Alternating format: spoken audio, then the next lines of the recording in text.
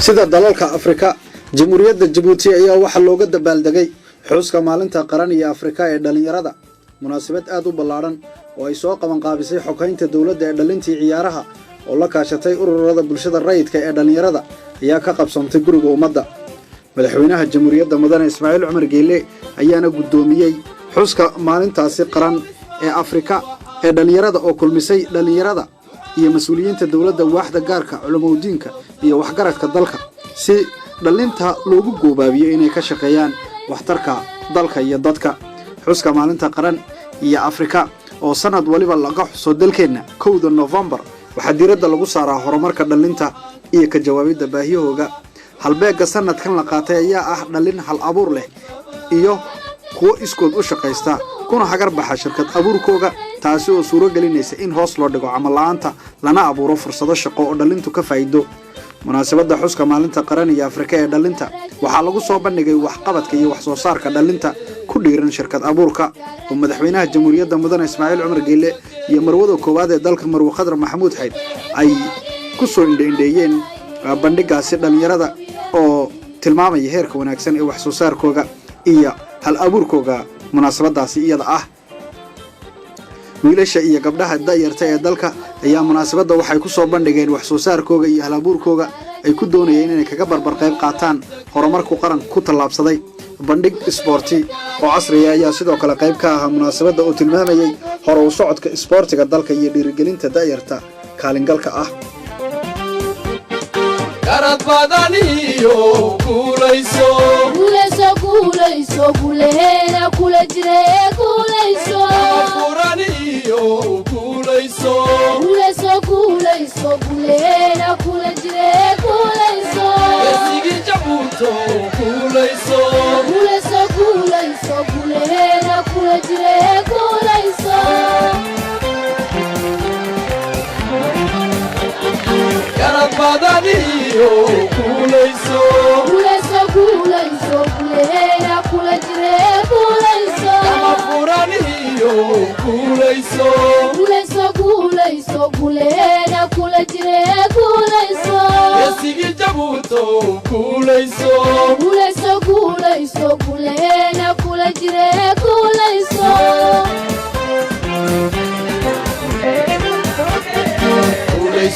garad badaniyo ama furaniyo esigi jabuuto kuleena kula jire kuulayso kuleena kula jire kuulayso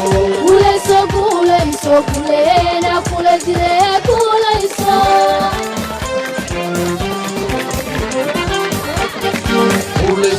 garad badaniyo ama furaniyo esigi jabuuto kuleena kula jire xuska maalinta qaran ee Afrika ee dhalinta waxa goobjoog ka ahaa dhalinta baahida gaar kale oo tusaale muuqda ka bixiyay horumarka ay ku talaabsadeen sanadihii ugu dambeeyay oo garab buuxa ka helaya marwada koowaad ee dalka Marwo Khadra Maxamuud Xayd iyo hay'adaha dawladda horumarka ay gaadheen dadka baahida gaar kale ayaa tilmaamaya sida xukuumadda ay uga go'an tahay in la xoojiyo horowdhiga dhalinta baahida gaar kale oo leh xuquuq la siman tacaruurta kale munaasabadda waxaa ka qayb qaatay ra'iisul wasaaraha Jamhuuriyadda Mudane Cabdulqaadir Kaamil Maxamed xubnaha xukuumadda ururada bulshada rayidka gaar ahaan ururada bulshada ee dhalinyarada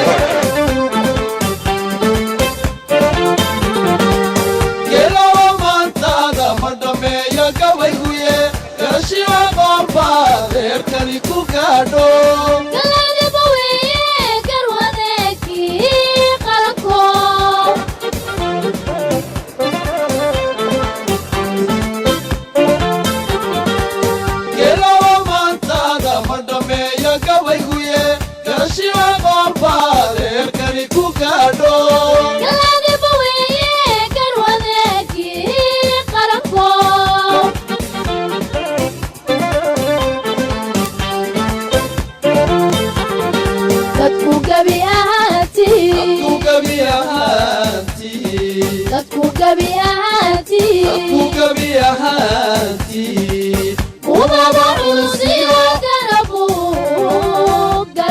ku siiye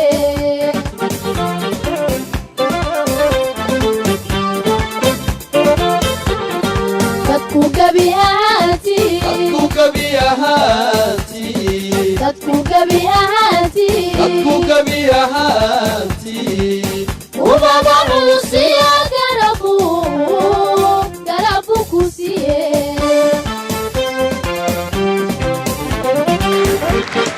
garad badaniyo guulayso guulayso guuleena kula jire guulayso furaniyo guulayso guuleena kula jire guulayso esigii jabuuto guulayso guuleena kula jire guulayso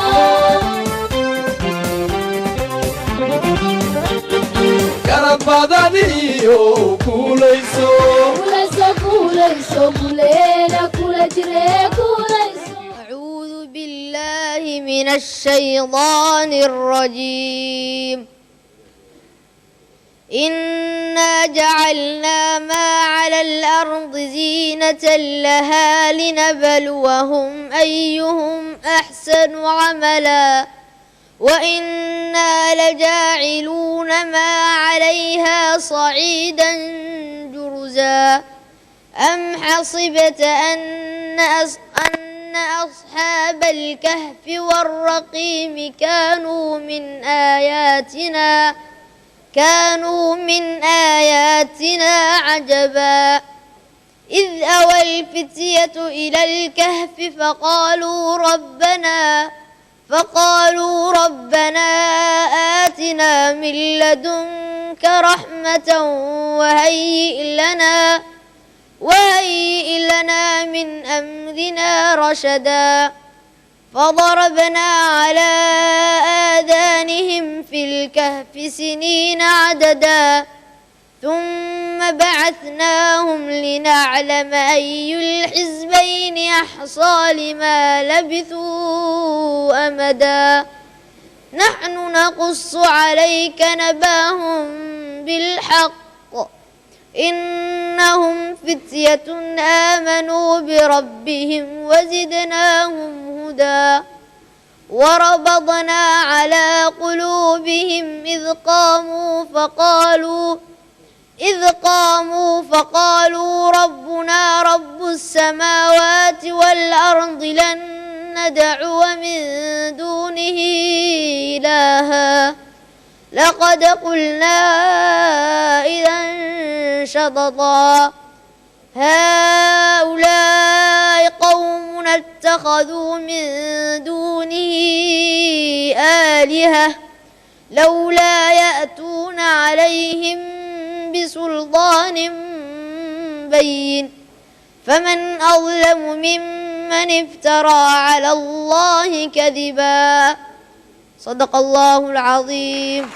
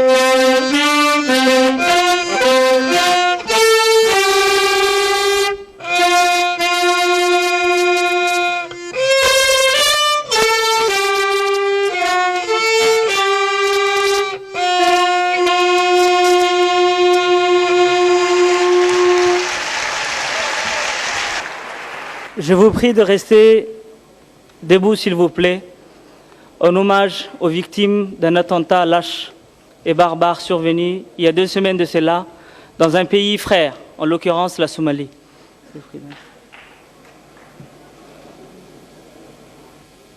Merci.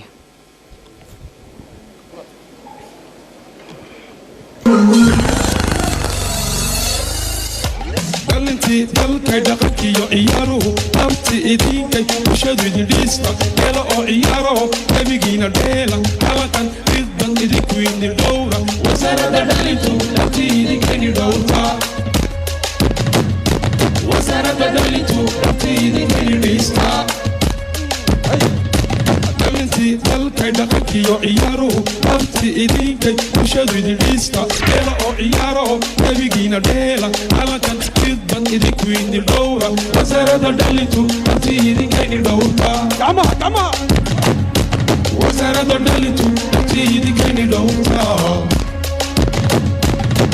aba qalbi damdama badat matan rusula ni'ma haynamul insani aba qalbi damdama badat matan rusula ni'ma haynamul insani undanay tawdigiray sola waxaan foray badigiraba unduk dhanti sina gadina undanay tawdigiray sola abasini xeelo baaro digiray wasaaradda dhalintu dhabti idinkayni dhowrtaa aba qalbi damdama badat matan rusula ni'ma haynamul insani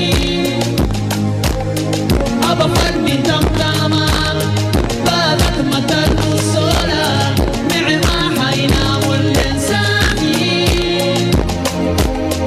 gina sanilol salay samada nankunay subera beha baro disnay genay kuhafay dhalintii dalkay dhaqankiyo ciyaaruhu dhabti idinkay bulshadu idindhiista dheela oo ciyaaraho gebigiina dheela dhaqan riddan idinku idin dhowra wasaaradda dhalintu dhabti idinkayni dhowrtaa wasaaradda dhalintu dhabti idinkayni dhowrtaa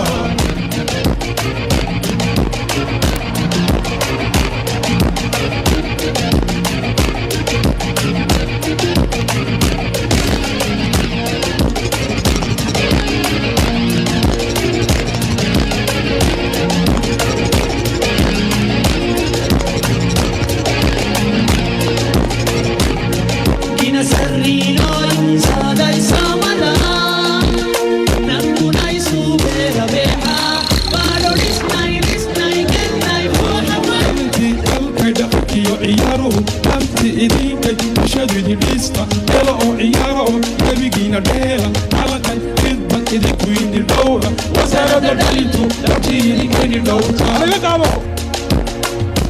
wasaaradda dhalintu dhabti idinkayni dhowrtaa abasini xeelo baaro digiray wasaaradda dhalintu abasini xeelo wasaaradda dhalintu baaro digiray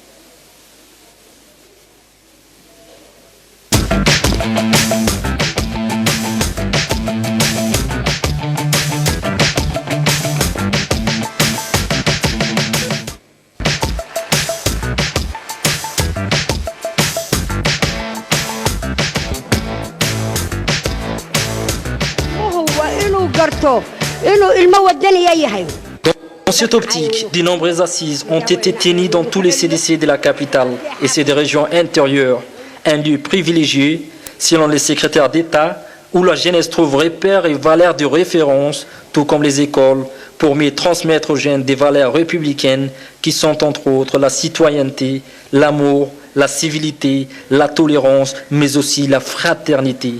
Forêt de constater que ces assises ont suscité l'engouement du public cible, composé des jeunes et des moins jeunes, qui n'ont pas manqué de montrer leur enthousiasme face à de tels idéaux qui sont comme un catalyseur qui donne tout son sens à la citoyenneté. Ont été également ouverts un débat autour des voies et moyens de prémunir nos jeunes générations contre les sirènes de la délinquance et de la débauche, et comment les exhorter à prendre des mesures adéquates pour militer contre ces aléas afin de contribuer au développement socio-économique et culturel.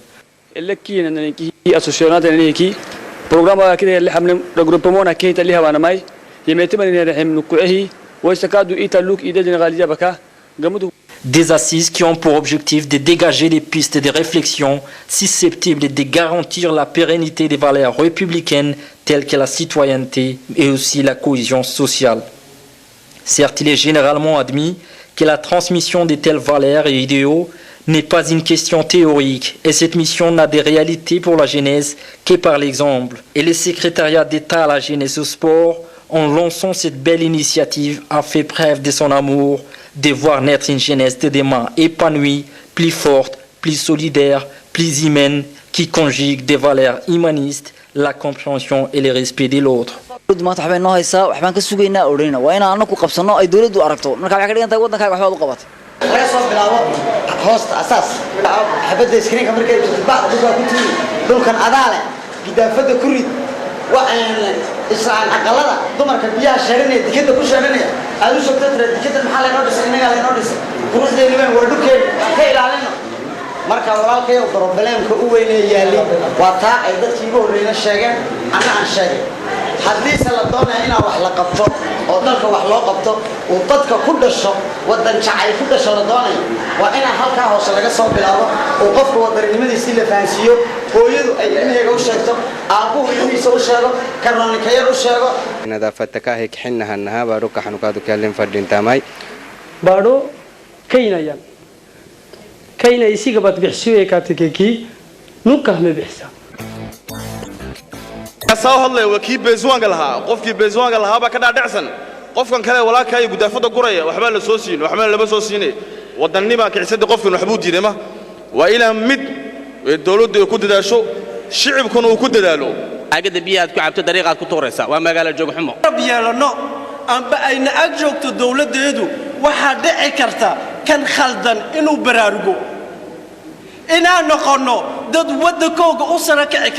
L'ancien ministre de la Jeunesse et Sport, dans une intervention qu'elle nous a accordée, s'est d'abord félicité de la réussite du lancement de la semaine de réflexion sur les valeurs républicaines. J'espère, a-t-elle poursuivi, que cette belle initiative portera son fruit pour l'émergence d'une jeunesse capable d'assurer la relève des demain. Écoutons-la pour plus de détails. National, il faut le dire, la jeunesse, le président de la République, depuis 1999 d'ailleurs, a toujours mis les jeunes au centre du projet qu'il ambitionne pour la République de Djibouti et à tous les niveaux, que ce soit gouvernemental, administration, au niveau du secteur privé, que ce soit les mesures incitatives pour la création des emplois ou tous les grands projets qu'il a initiés. Se construit déjà à partir d'aujourd'hui et que la Djibouti de demain sera ce que eux ils en feront et la vision donc qu'ils auront de leur pays est aujourd'hui basée sur les valeurs qu'on leur inculque. L'ancien secrétaire d'État à la jeunesse et au sport, M. Badoul Hassan Badoul, a quant à lui mis l'accent sur la nécessité d'user de la manière forte, c'est-à-dire à tirer un trait sur les passés et à façonner de toutes pièces un nouveau type de citoyen, rétablir l'unité de la conscience nationale au moyen du viol de la conscience individuelle, a-t-il souligné. Je vous laisse l'écouter pour plus de détails. Comment les jeunes peuvent participer à la construction du pays, à la construction d'une nation unifiée, ce que chacun doit d'abord au préalable avoir une prise de conscience. Cette prise de conscience n'est pas liée à une appartenance tribale, à une appartenance clanique, à une appartenance politique, mais elle est liée à une volonté de vivre avec les autres en harmonie, apporter sa contribution à l'édifice d'un projet commun que nous avons tous. Le patriotisme, c'est une action positive. Et c'est dans ce sens que les officiels ont pris les paroles pour inculquer à la jeunesse venue nombreuse l'idée selon laquelle on atteint toujours l'objectif visé en mettant en œuvre les idéaux que l'on chérit et que le savoir serait vain s'il n'est pas accompagné par une action. Écoutons les différentes interventions pour plus de détails.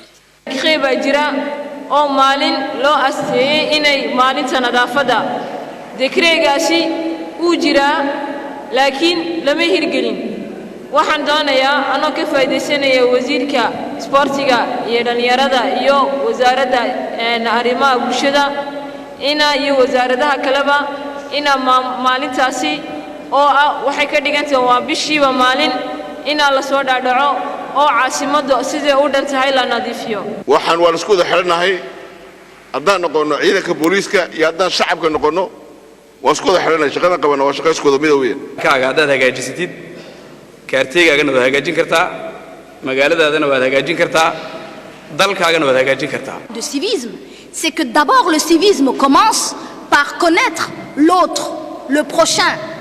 C'est quoi sa capacité? Dans une zone d'intervention, vous n'avez pas les mêmes problématiques, vous n'avez pas les mêmes compétences et vous n'avez pas les mêmes besoins. C'est au sein du CDC, et on voudrait vraiment que le CDC soit la porte d'entrée. Au sein du CDC, on doit avoir cette numérisation écrite de qui est leader dans ces zones-là.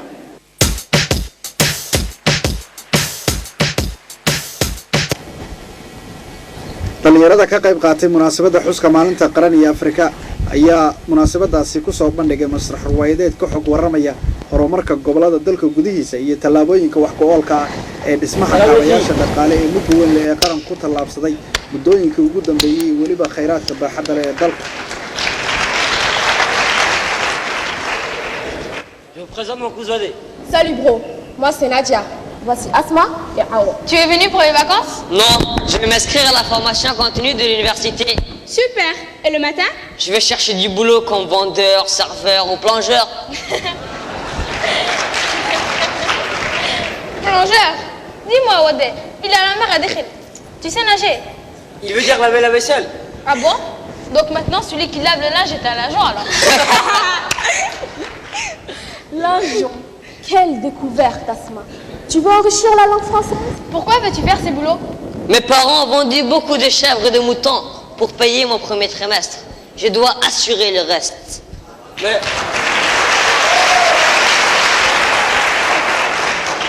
Mais tu seras la risée de tout le monde? Ah bon? Pourquoi serais-je la risée de tout le monde? Quand vos proches partent en Europe, ils brossent même les dents des chevaux, faisant rire les vieilles femmes retraitées.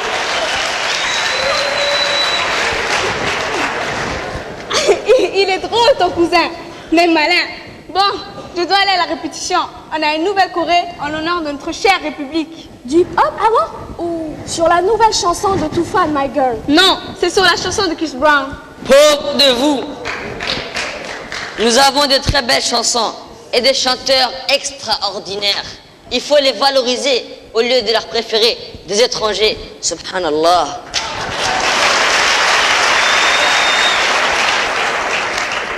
Arrête de critiquer mes amis. C'est le monde de la jeunesse. Et nous nous produisons devant cette même jeunesse universelle. Au contraire, je leur ouvre les yeux sur nos valeurs, nos traditions. Je parie qu'aucun de vous ne maîtrise sa danse traditionnelle. Je vous défie de faire quelques pas de danse. Aou, Arke, fais les éleilles.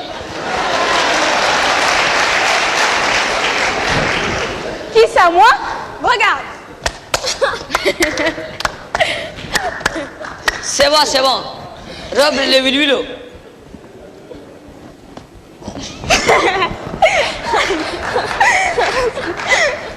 Asma, le barimo.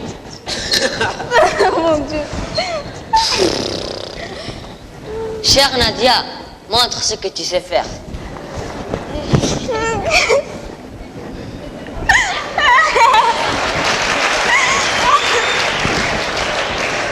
Sahara, Wadé ne cherche plus. Tu as trouvé un job. Apprends-nous la danse traditionnelle et nous te payerons. Tu fais le malin. Tu connais toutes les danses traditionnelles, toi? Bonne idée pour le boulot. Chère Nadia, n'oublie pas que je viens de la ville de l'unité, où les valeurs républicaines sont respectées.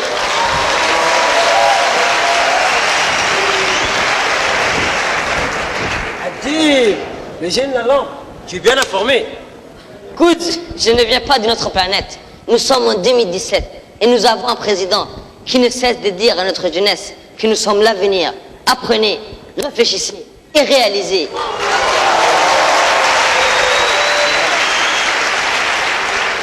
Kalam, Marie, tu es à la page. Bassaïd, vous n'avez rien à envier aux citadins. Erreur, nous n'avons rien à envier au monde. Permettez-moi de vous rappeler le soutien que notre président nous octroie. Comme quoi, par exemple? L'insertion socio-économique, le sport, l'entrepreneuriat, l'éducation et la santé, en nous permettant de nous soigner avec la carte assurance maladie, l'épanouissement intellectuel et social, les crédits pour les jeunes diplômés. Je me rappelle de chacune de ces paroles.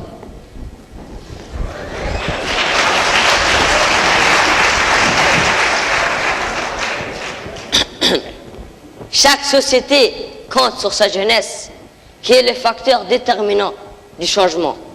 Votre imagination, vos idées, vos visions et votre énergie sont indispensables pour faire avancer le pays. Oh, jeunes gens, vous êtes le plus grand atout de Djibouti.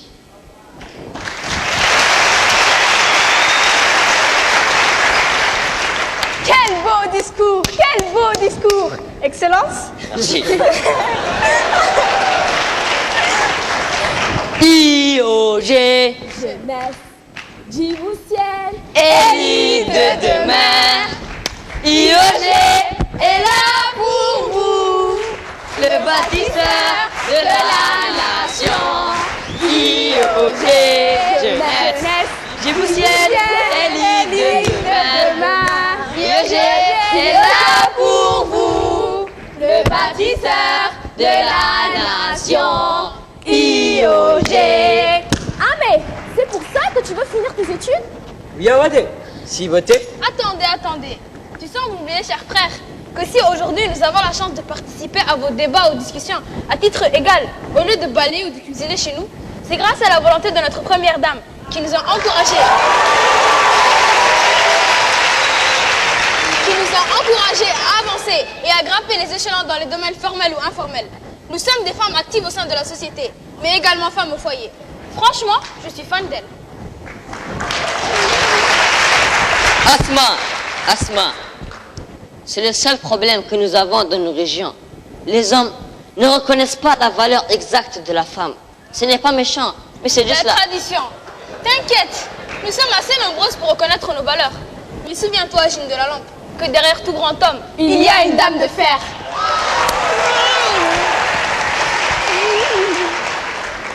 Ça, vous avez raison, les filles. À part ça, quel progrès avons-nous réalisé, monsieur Jessetouyo?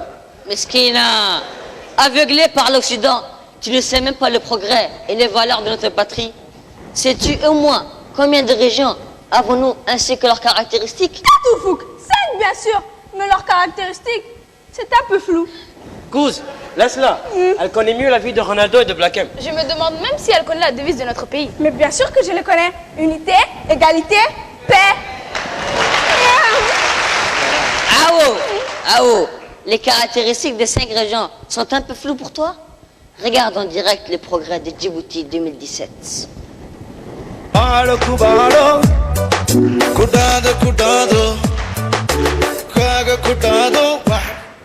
Je suis Togori, la ville blanche.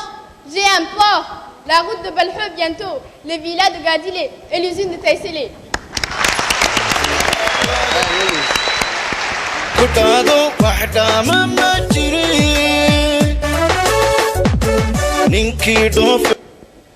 Je suis Ali Sebir. Assalego Aska, on m'appelle. Le grand para, sublime étendue de terre plate, connu de tous les passionnés de Charaval est à moi. J'ai une usine de cimenterie. Et surtout, les coureurs internationaux sortent de mon centre, tels que Agnan Le Suleiman ou Mohamed Ismail Di Fatah.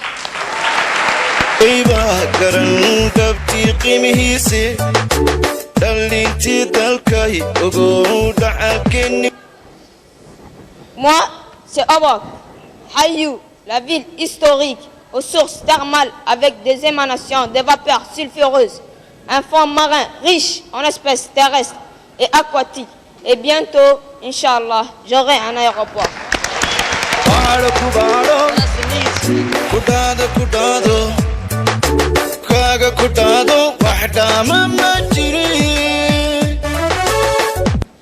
Je suis de Kiel, le lac Abbé m'appartient. Je suis la ville de l'unité. Je regroupe en mon sein les valeurs républicaines.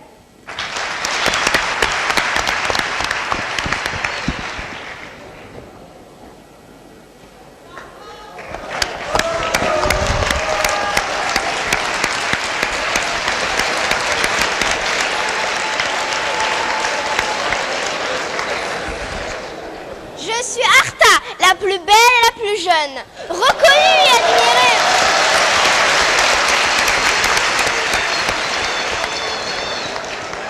Reconnue et admirée pour mes requins-baleines, j'ai une usine de lait, celle de l'eau bio et sans oublier la gare.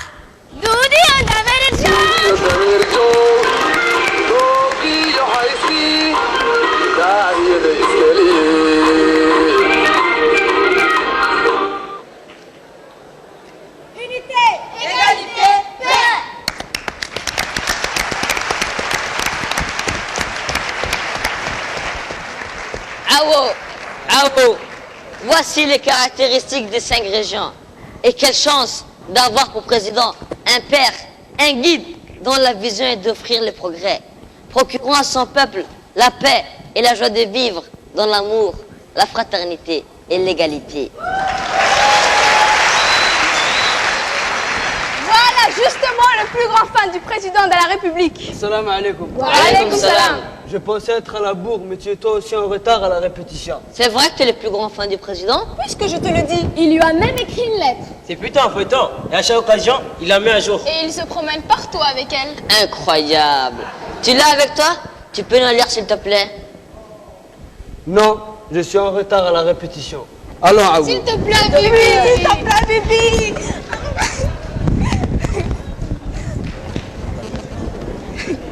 Ok, écoutez bien. Je m'appelle Abdul Kader Abdo, Bibi pour les amis. J'ai vu le jour un soir de novembre 1999.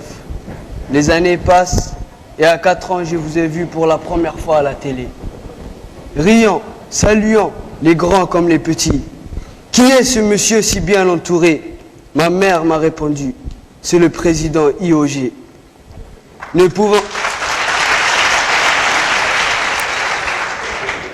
pouvant pas bien prononcer, je répétais après elle Idj. Depuis cet instant, à chaque fois que je vous vois, je crie Idj. Moi, tous mes amis sont fans d'un footballeur ou d'un chanteur. Moi, je suis resté fan d'Idj. Et ce n'est qu'à 6 ans que j'ai commencé à bien prononcer IOG ou Ismaël.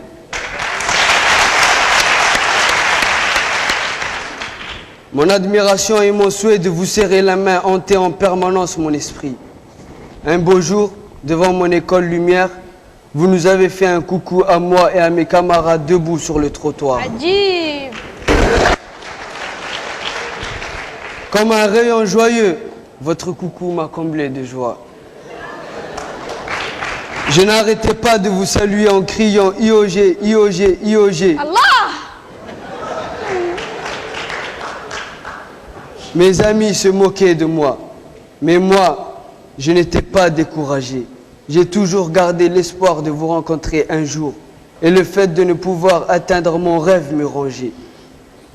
À la maison, l'idée de vous écrire me réconfortait. J'ai eu le courage de dire que je veux écrire une lettre au président de la République. Waouh!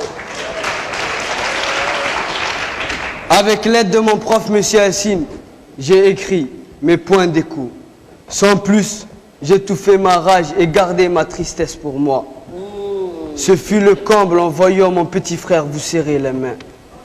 La vie est étrange, je pense, mais la vie est magique aussi. puisqu'un miracle s'est produit. Kalam. Et oui, le 27 avril au Palais du Peuple, après la représentation d'Arawelo, vous m'avez serré la main et en plus, j'étais le dernier.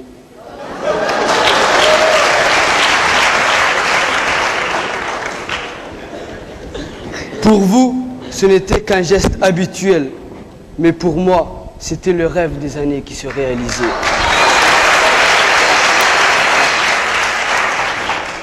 Une journée si belle, si folle de plaisir et de fierté.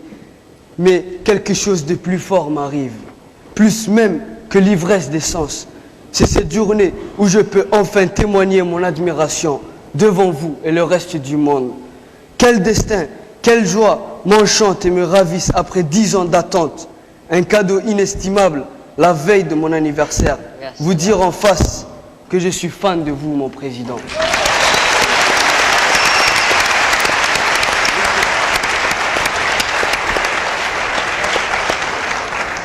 Nous avons, certes, un président exemplaire, mais aussi une première dame, un modèle à suivre.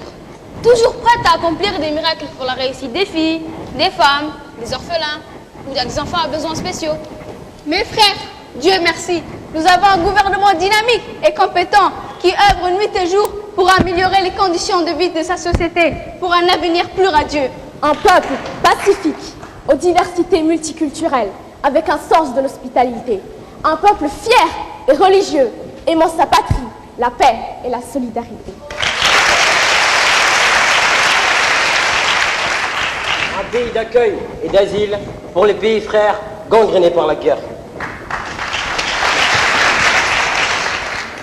Nous sommes la jeunesse. Profitons de cette opportunité. Bâtissons notre pays. Main dans la main. Et soyons la fierté de nos aînés. Marquons l'histoire. Et devenons un exemple pour notre continent.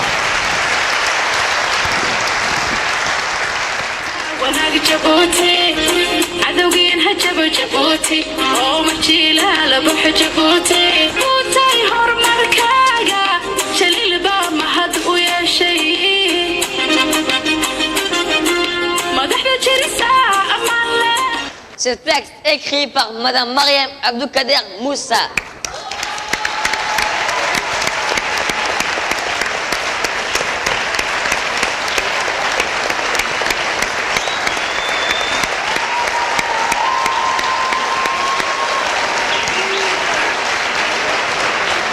Mise en scène par Madame Fardoussa Moussa.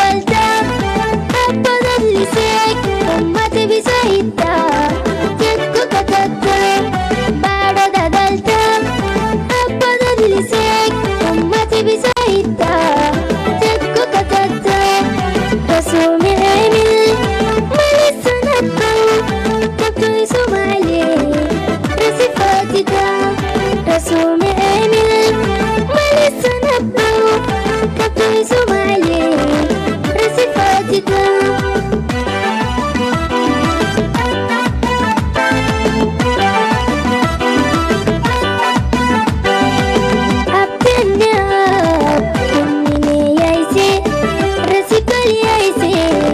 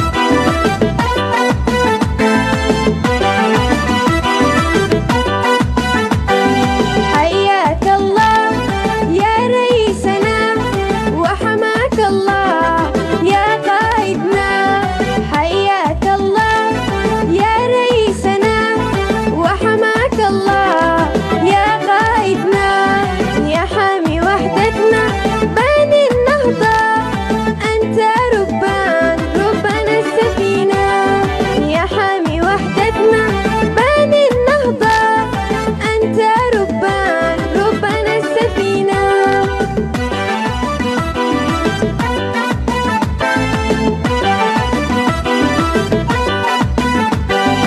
يا رئيسنا أحمل المسيرة نحو التقدم والازدهار يا رئيسنا أحمل المسيرة نحو التقدم والازدهار حققت الأمان يا رئيسنا حققت الأمان يا رئيسنا حققت الأمان يا رئيسنا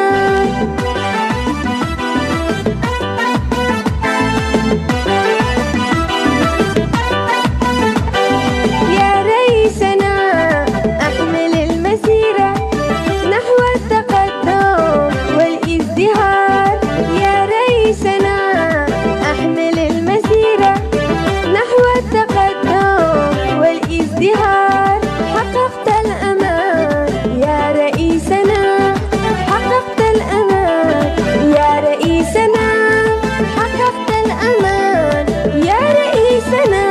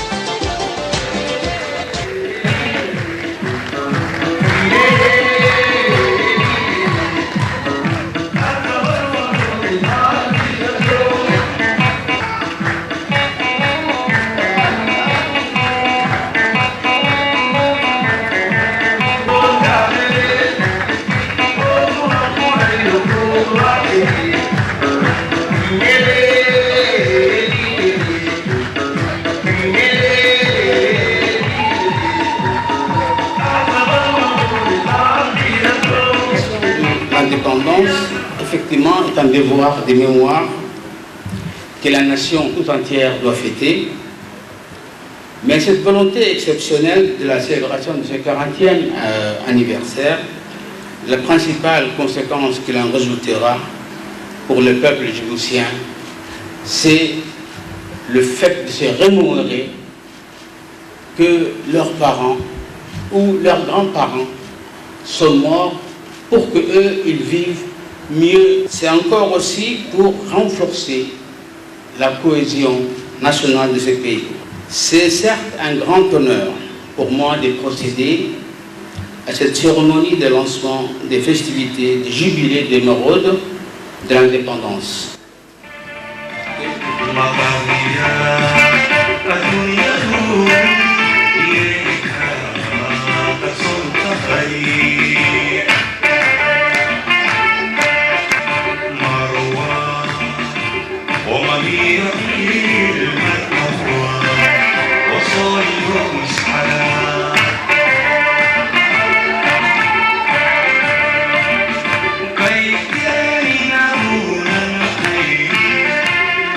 كي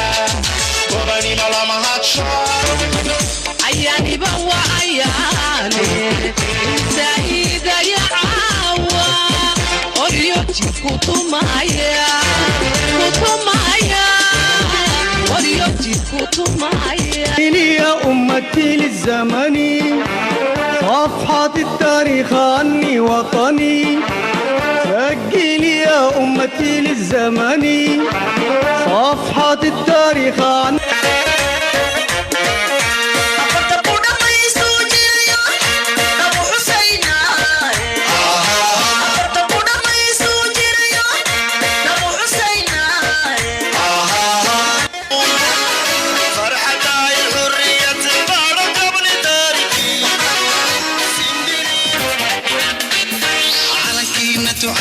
dugsiyow qarankiina ilaahay ha daryeele farxadiisa darteed baan soo raacay diyaar unu soo dega caawe untabaldega untabaldegayaay amo badda cagaynemi mumkinna malabatana kasnek firisi labatana baro dairo tonkolofi mariara gersomare lukte tukala we mari mariara gersomare lukte tukala we mari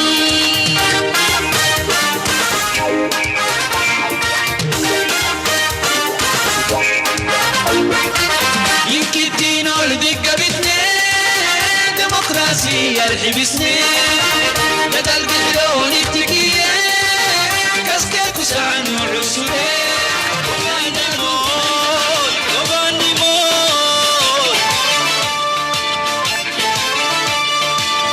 إنسان إنجسيا قد فوقالي وعوضا وقيري ودي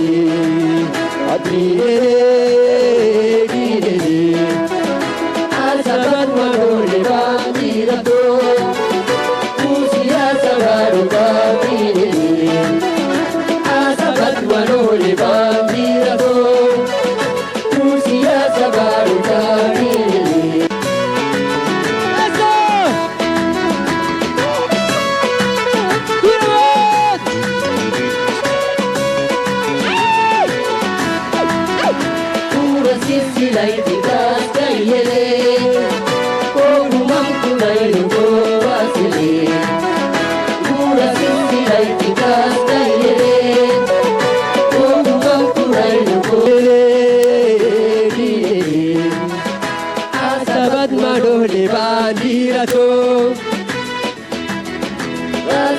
مجلسي كلها وعلي راسي تايسي مدعكو مدعلي راسي مجلسي كلها وعلي راسي تايسي مدعكو يا بنجري سديسي وكا يقرا كبوغي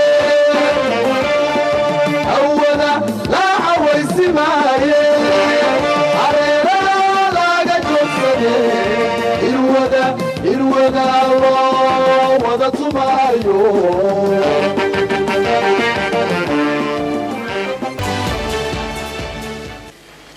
Mes chers compatriotes, c'est avec un sentiment de joie infinie et d'immense fierté que je prends la parole devant vous pour vous exprimer mes vœux de bonheur et de prospérité à l'occasion du 40e anniversaire de l'indépendance de Djibouti.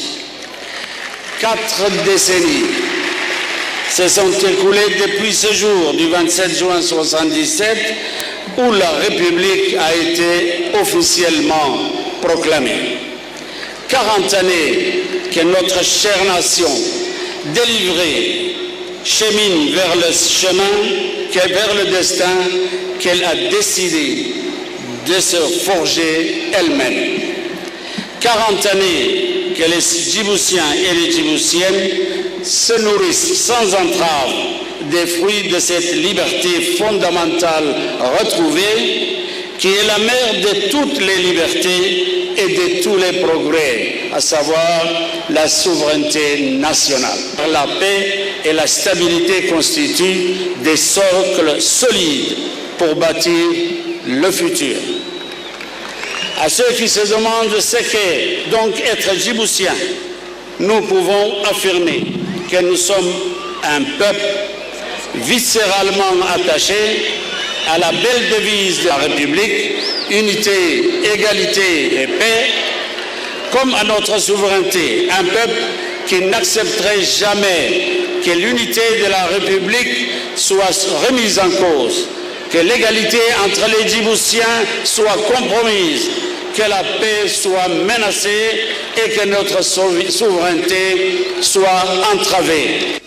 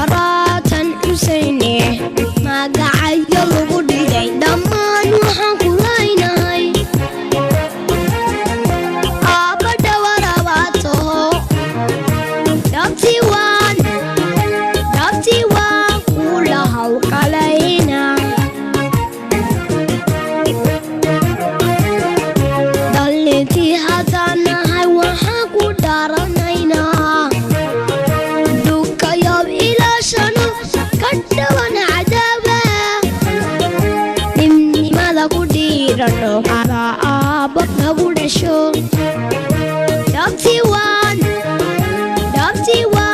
ula hawlgalayna dhalintii haddaan nahay waxaan ku dhaaranaynaa dhulkayow ilaashano ka dhawan cadaaba nimnimada ku dhiirano adaa aabba nagu dhasho dhabtii waan ula hawlgalayna hooyada dhulkeene cabashadow dhaganugul dhinaceeda hawlaha kasoo dhadashay hooyoy hambaal hambalyaa gudoon kasoo dhalashay hooyoy hambaal hambalyaa gudoon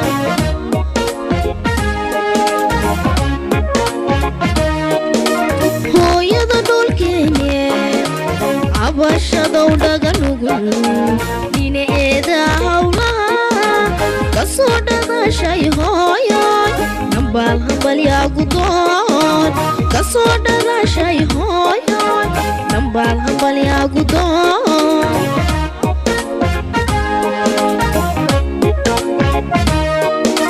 dhiirigelin hablahayo hooyadiyo dhallaanka baryeel wada dhammaystiran farshaxan lagu dhiirsado in loo fidiyaa dhammaan adoo dhexdo xidhe hooyo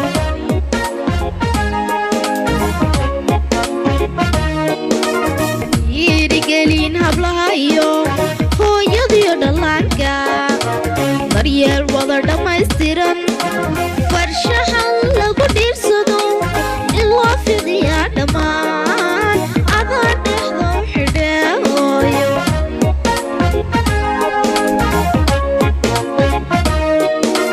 dhulka sare way ka muuqdan barkood waa dhakhaatiir dhulkana way daafacaano weerahana way dhaqaanoy ku korshan dhalaan wacan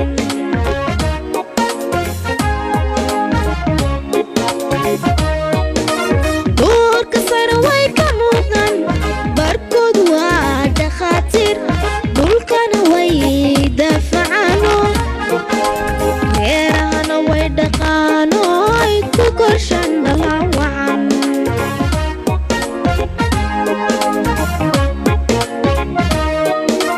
kaalin weeye dhaxalgala adoo soo dhabaradaygo hubaal dhexda noogu jira khadra dheemanay hooyo qalbigaad ku dhigato waan ku dhinac taaganahay khadra dheemanay hooyo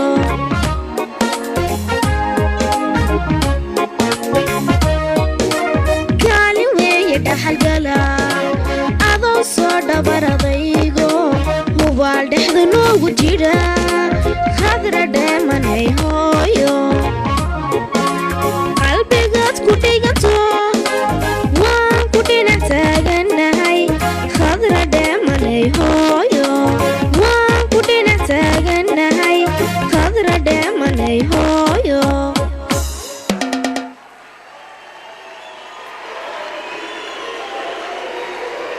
Je suis la mère patrie, je suis la nation. Dans mes entrailles gisent mes morts. Sur mon dos se promènent les vivants. Mon éclat, mon élégance sont ternis continuellement par des nandis qui créent tant de contradictions et tant d'incompréhensions. Maha Igagale m'engloutit lentement. À l'infini, j'accomplis mon devoir, mais la jeunesse, ma source d'énergie et d'espoir, se ternit dans une passivité et un mutisme fatal. Assez. Assez de ces péchés, de ces actes d'insolence. Assez. Assez de ces comportements, de ces mœurs sans vergogne. Il faut une jeunesse, mais une jeunesse imprégnée de civisme et de valeurs républicaines.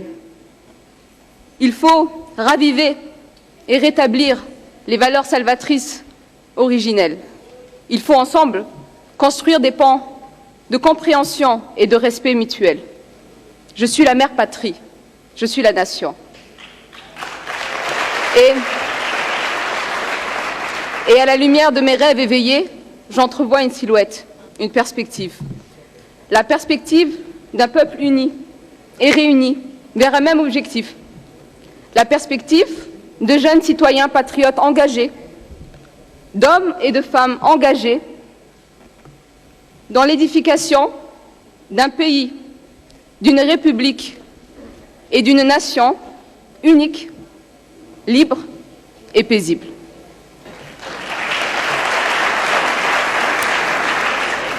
Cette silhouette, cette perspective, elle est là, elle est devant moi, elle est réelle. Djiboutiens, Djiboutiennes, c'est vous. Vous êtes mon rêve et ma réalité.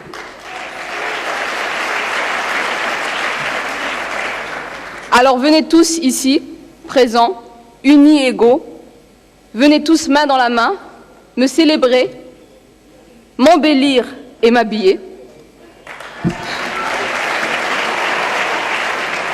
De mon drapeau tricolore, car je suis la patrie, votre patrie. Merci de votre écoute. madaxweynaha jamhuuriyadda mudane ismaaciil cumar geelle iyo marwada koowaad ee dalka marwo khadar maxamuud xayd ayaa munaasabadda ugu horreyn lagu abaalmariyey oo la guddoonsiiyey abaalgud ka turjumaya dadaalka hagar la'aaneed ee mar waliba dhallintu ay la garab joogaan. madaxweynaha jamhuuriyadda mudane ismaaciil cumar geelle ayaa mar waliba heeg ugu jira waxtarka dhallinta iyo kaalingelintooda si mustaqbalka ay waxtar weyn ugu yeeshaan qaranka. marwada koowaad ee dalka marwo khadar maxamuud xayd ahna guddoomiyaha ururka qaran ee haweenka Jabuuti ayaa sanadihii ugu dambeeyay ku guuleysatay hirgelinta hamiga gabdhaha.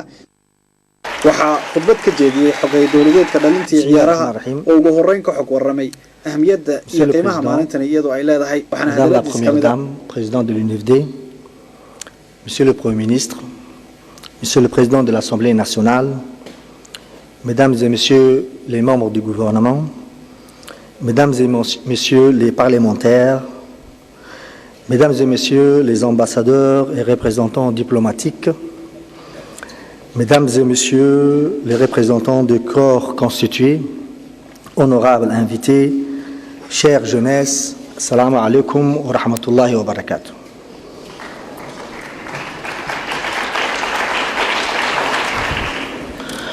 La République de Djibouti, à l'instar des autres pays africains, célèbre ce mercredi 1er novembre 2017 la journée nationale et africaine de la jeunesse.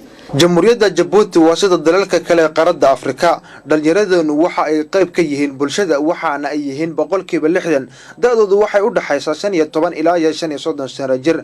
qaaradeena ayaa tan ugu badan dhalinyarada ayaa waxa ay ka qayb qaadanayaan oo u horseedayaan mustaqbalka waxaana ay ka qayb qaadanayaan rajada qaaradan.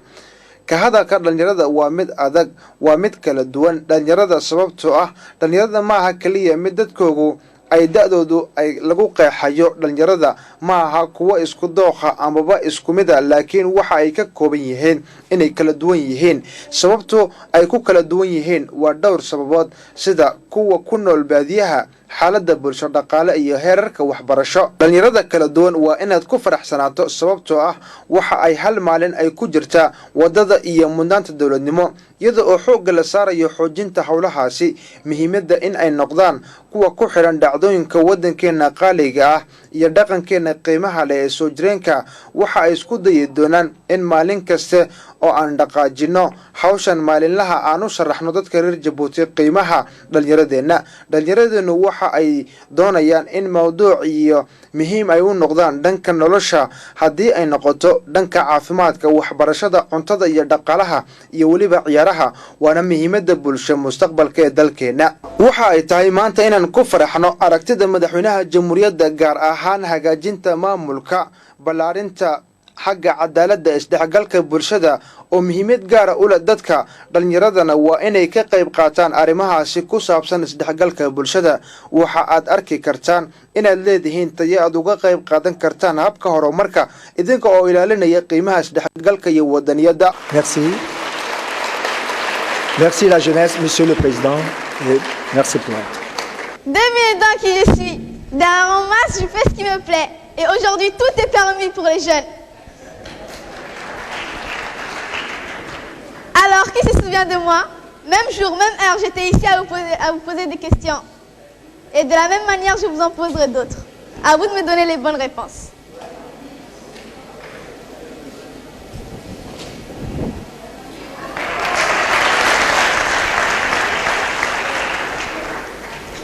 Donc, au travail. Question pour un champion. Attention, silence dans la salle. Qui peut me citer les armoiries de la République? Les armoiries. Ah, je vois que vous n'avez pas bien suivi le sketch de tout à l'heure. Je vais vous aider en vous donnant 2 indices. Indice numéro 1, les valeurs républicaines autour des symboles de la République. Indice numéro 2, il y en a 5. Alors, quelqu'un peut me donner le premier symbole?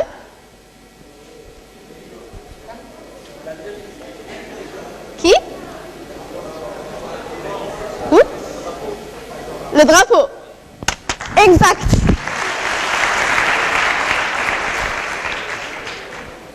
C'est le drapeau. Le deuxième symbole est pour? Bravo, excellent. Notre devise nationale. Troisième.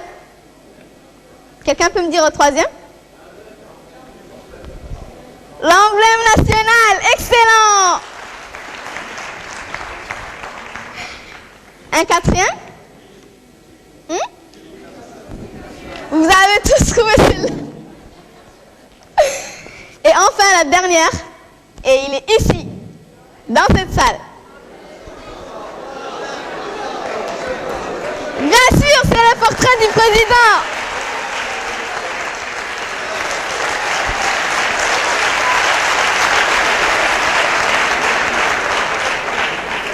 Vous voyez l'importance d'une telle cérémonie? Vous avez appris les armoiries de la République. Je vous invite donc, au sens de vos engagements djiboutiens, à faire des symboles de votre pays une priorité. N'ai-je pas raison, Monsieur le Président? Merci de votre attention. La parole est à vous, Excellence.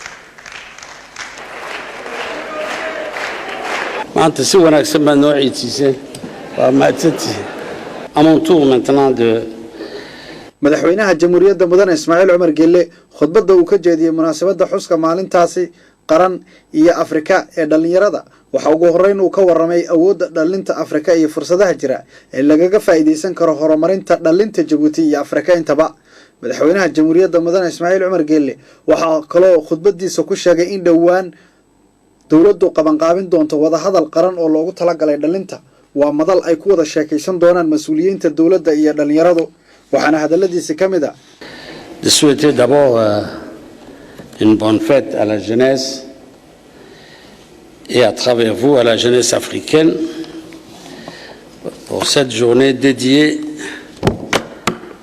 à cette catégorie de nos populations. Aujourd'hui, nous voilà réunis pour célébrer la journée africaine de la jeunesse qui est pour moi une occasion qui souligne le caractère incontournable. maanta waxaan halkan u joognaa inaynu u dabaaldegno maalinta dhalinyarada Afrika taasi waxay tahay fursad in aynu hoosta ka xariiqno doorka dhalintu ku leedahay dib u cusboonaysiinta horumarka dalkeena iyo Afrika oo dhan inta badan waxa laga hadlaa dhalinta oo la macnaa mustaqbal iyo rajo iyo waliba fursado loo baahan yahay in laga faa'iideysto Afrika maanta waa qaaradda ugu da'da yar adduunka waxayna leedahay qiyaastii 230 milyan oo dhalinyaro ah hase yeeshee loo tiriyay inta badan inay saameeyeen duruufo ay ka mid yihiin shaqo la'aan waxbarasho la'aan rabshado ismaandoorin iyo amuro kale taasi waa run laakiin kama badna qaaradaha kale ee dunida si kastaba ha ahaatee mustaqbalka dhow haddii aan wax laga qaban arrimahaasi waxaa kordhi kara halisaha ku soo fool leh dhalinteena Afrika haddii aanusan wax laga qaban weli dhalinta Afrika iyo Djibouti intaba ma dhacdeen in ay baaxadan iyo awoodan dhalintu yeeshaan oo ay tiradoodu korodho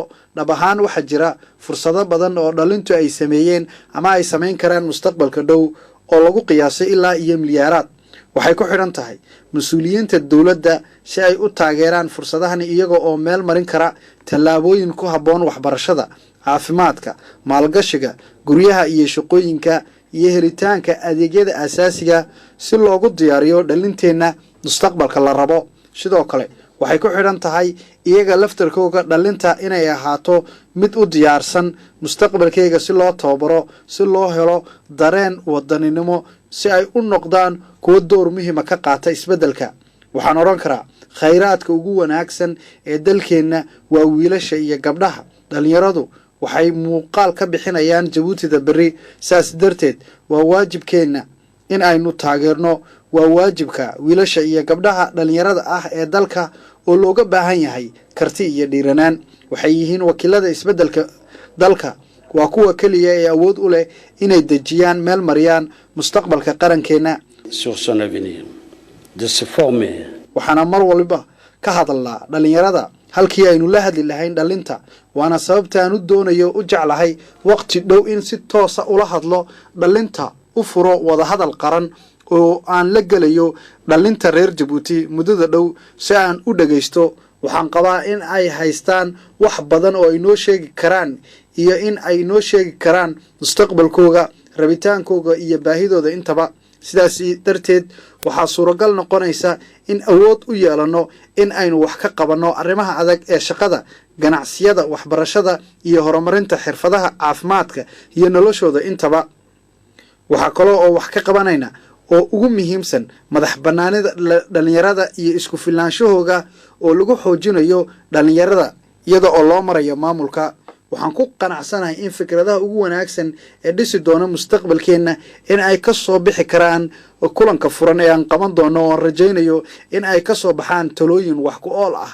haddii aynu rajaynayno in aynu ku guulaysano dhismaha dhalin huwan, mabaadii toosan oo tiirsan, waxbarasho suuro gelisa in ay noqdaan hogaamiyeyaasha beri, waxaanu u baahannahay in aynu wadajir u howlgallo oo aan taageerno dhalinteenna. hadday noqoto dowladda, waaxda gaarka, cilmi baarayaasha, waxgaradka, ururada bulshada rayidka iyo qof waliba oo looga baahan yahay tiirin, oo aynu tiirinayno shabakadaha dhalinyarada oo lagu garabgalayo inaynu ku guulaysano isbeddelkan aynu la doonayno iyo in dhab ahaantii dhalinyaradeennu ay noqdaan hodantinimada berri. sidaas darteed waxaan dhiirigelin usoo jeedinayaa dhalinteenna in ay hore u socdaan oo aynu ku meel maraan aragtiyahooga iyo fikradahooga iyaga oo wax ka biirsanaya dhalinta lafilka ah, wax ka kororsanayana qaybaha kala duwan ee bulshada.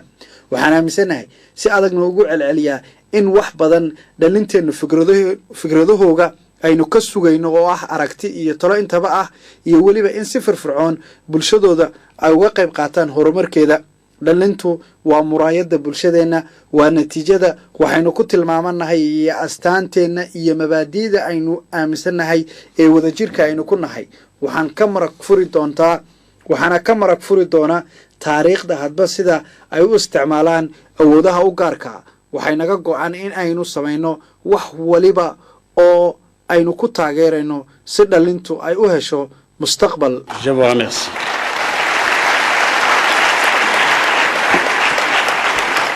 maanta waxa aan halkan ku aragnay,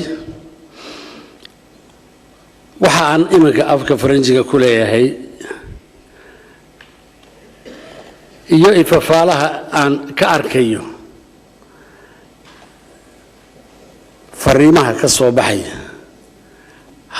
labada saacadood aan halkan fadhino, wax aniga dhiiri gelinaya wey,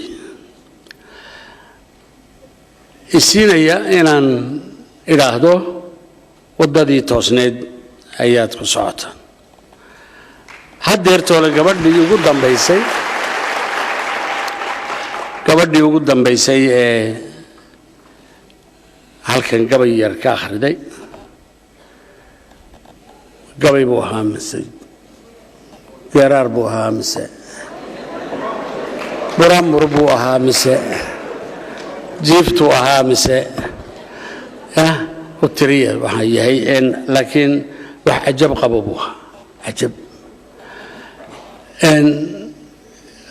afka dee faransiiska yacni qofku kolkuu garanayana wax aad loogu khushuuco buu ahaa macnaha uu xambaarsan yahayna ka sii wanaagsan maxaa yeelay qarankii baan ahay tiri dalkii baan ahay tiri waxa aan ka xumahay bay tiri maxaa iiga galay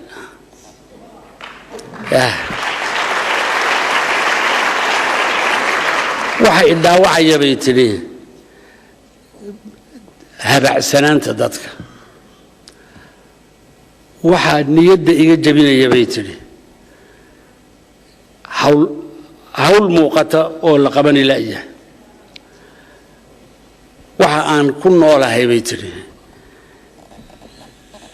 dadkeenna idinka ayaan idinku noolahay idinka iyaan hore ugu mari karaa magaciinna itaalkiinna waxaad ila qabanaysaan si aan dal jira oo hore u mara oo keena in qaran jira oo wanaagsan inaan noqdo idinka iyo idinku xidhantay dhalintay ku xidhan tahay bay tiri maxaa iga galaydaasina waa qiimo weyn wax weyn weeyaan oo ummadeenna haysta kelideen maaha adduunkaba waa laga arkaa afrika ha u badnaatee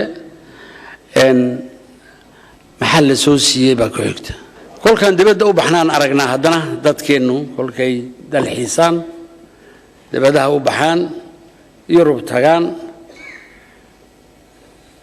adiga oo dee caagadii iska tuuraya marka lagu qabto ayaa dee qof dee u fikiraa u yidhaahdo war meeshayniba maxaan ugu samayn weyne maxaan uga celin weyne annaguna ba yidhaah biyihii oo shubmaya oo socda oo cidlo ku socda war iska daa war maa la xidhaya biyahan waa loo baahan yahay dowladdaale maxaa kaa gala adiga mana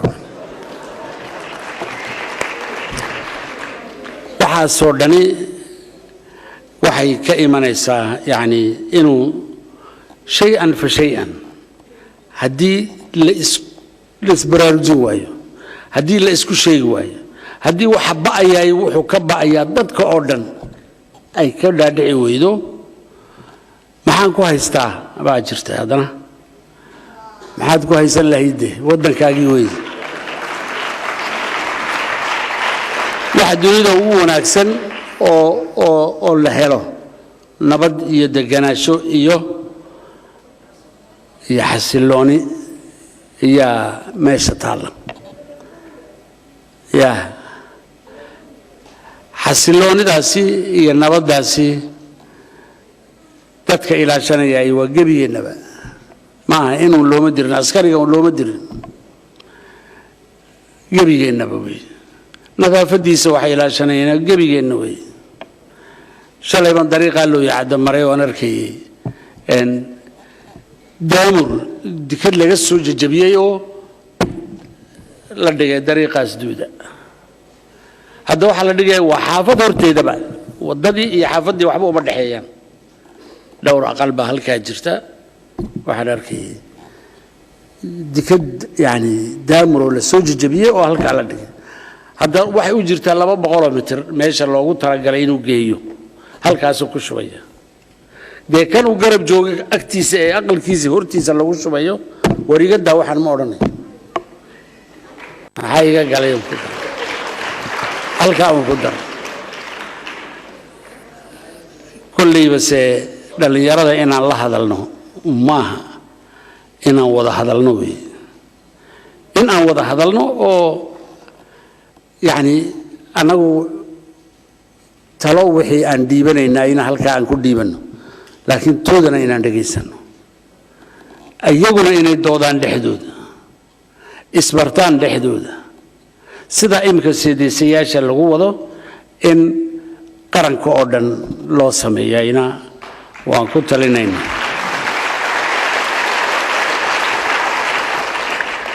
meesha waa ku raagteen waxaan oranayaa jamhuuriyadda Djibouti ha noolaato midnimadu ha adkaato waa ka mustaqbal fiican oo dhalinteena waan u rajaynaynaa waanan u ducaynaynaa assalaamu calaykum waraxmatullahi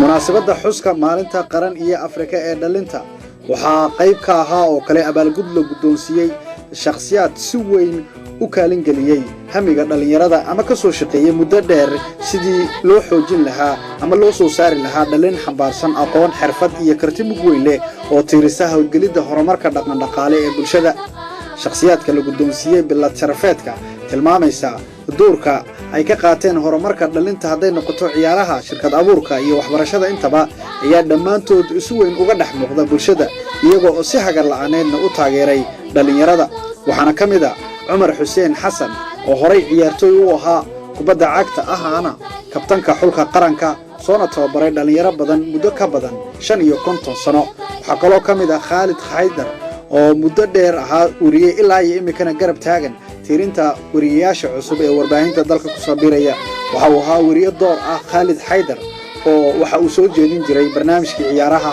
ee golahan raadiyoga iyo telefishinka Djibouti sideetamaadkii waxa uu xilal sarsare ka qabtay wasaaradda warfaafinta ee dalka intaasi kadib madaxweynaha jamhuuriyadda mudane Ismaaciil Cumar Geelle ayaa waxa uu abaalgudka sanadkan ee xuska maalinta qarannimo iyo Afrika uu guddoonsiiyey dhalinta ku dhiiratay waxqabad toosan oo shirkad abuur tusaale u noqda dhalinta inteeda kale waxaana ka mid ah mahada ayaan maxamed jaamac oo ah gabadh hirgelisay in ay furto shirkad iyada u gaar ah oo habaysan tolmaha dharka dabcan maanta waa maalin aad igu farxad weyn waa maalin aan filanayn laakiin Soomaalidu in badan bay mahmahdaayay tiraahdaa tacabka ma khasaaro marka maanta waa walaahay waxa weeyaan waa tacabkaygiyo maanta la arkay waxa weeyaan waa firfircoonadaydii badneed iyo shaqadii badneed aan soo qabanayay ee reer Djibouti la arkeen ayaan maanta laygu mahad celiyay waxa weeyaan waxay isii siinaysaa kalsooni iyo dhiirigelin bay isii siinaysaa saan hore ugu sii socdo oo wadankayga waxaan ugu sii qabto aan wadankayga adduun weynahoo dhan wala tuso waxay ka dhigan tahay dhaqanku mustaqbalka waxa ay qorshaysan hadduu ilaahay ka dhigo wax la yiraahdo African Fashion Hub aan wali wadankeenu ka qayb galin aan rabo inaan ka qayb galo insha Allah sanadkiisa soo socon doona bilooyin baa noo dhaxeen doona marka waxaan rabaa inaan dhaqankeena iyo quruxda wadankeena aan xoog u sii muujiyo waayo qof kastoo dhaqankiisa haystaba maanta waa qof ka imanaya wadanku ka imanayo la garanayo marka insha Allah ilaahayna ila qaban inaan tusaan rabaa wadanka adduun weynahoo dhan gaar ahaan Afrikadan agteena dhaqankeenu wuxuu yahay ani baado hadala sinam adigo ay tamaka sinigaba sinimudo sinni misinkaxaka taamitana hayani arahat yani fikrata undaneti ويسرنا تساكو أكلي صباح هايناوكي فرماج دقومو كميتا وكلينو ويسرنا بدل بلونجي أنا هاي ويسرنا بدك الدهكم أنا ويسر آلتي تكا لهتم فيدراسيون لينو ويسرنا معها مرينيك ويسرنا سنة مقوم بارتيني مقوتيا نايبولي كاكيميتي مي دقوم فكيني يو سا دقوملو ننو فرماج كيانا ما دقومل بحسنا أفرماج هاتو حتى كي وسكو ودر حنك يكّي لا أي حنك يكّي وسرها لحتيد النتويني يمري ونا لونو يعني اللي حكا حنك يستفيدون هو حن كان كيف وياها يتعد في عتامك حنك فرماج اللي هننا وسرها برتنا نهاركاي نبرسيني وسرها أسوسياسيون ديزابيد عستاتنا أسوسياسيون تميته اللي تميته تنيكلي نبرسينه وهم برتناك جمد النانو ودري ما هي النوي وهم بيسوا بيك بينه بيسوا اللي بينه هنا نيملي وسرا جرس سنتها مهل سها وسرا إفاوت وسرا تحتنا أبيجا نتحتنا إفاوت كنا بتحتنا أبيجرا كا كونا ركا كا وسرها سنة من كيف فرمي أبني اليوم هو اليوم العالمي للشباب الوطني والأفريقي برضو هذا اليوم احتفال الشباب والذي معناته بكل المجالات الشباب هلوا في كل المجال وهذا الفضل راجع لرئيس الجمهورية الذي معناته دعم الشباب وسوى للشباب كل شيء حفظوها الله اليوم كل شيء للشباب الجامعات الرياضة كل المجالات معناته ضمن لهم كل شيء وإن شاء الله كمان ويستمر عاد كمان يضمن لهم كثير حاجات مستقبليا. سلامي واحترامي وتقديري لفخامة الرئيس إسماعيل عمر جيلي وحرمه خضراء محمود حيد. يوم للشباب والرياضة، يوم سعيد، يوم لا يوصف شعورنا لتبريز وتوجيه الشباب للرياضة في كل المجالات، سيارات والدراجات النارية والدراجات الهوائية البحرية، وإن شاء الله إلى التقدم والازدهار إن شاء الله. وإن شاء الله معنا المشروع الجديد هو تبع السيارات وتبع الجيتسكي اللي هي الدراجات الهوائية البحرية، والحمد لله على كل حال. طبعا أهم شيء اليوم هو هذا، فيها أحلى يعني أحسن وأحلى يوم هو هذا اللي نقدر يعني طبعا نوري للشعب إيش قادرين نعمل، ومعانا طبعا كل الجوائز موجودة اللي فزنا فيها كبرهان لنا مطروحة على الطاولة، وإن شاء الله سوف نوري لفخامة الرئيس إن شاء الله أول ما يجي.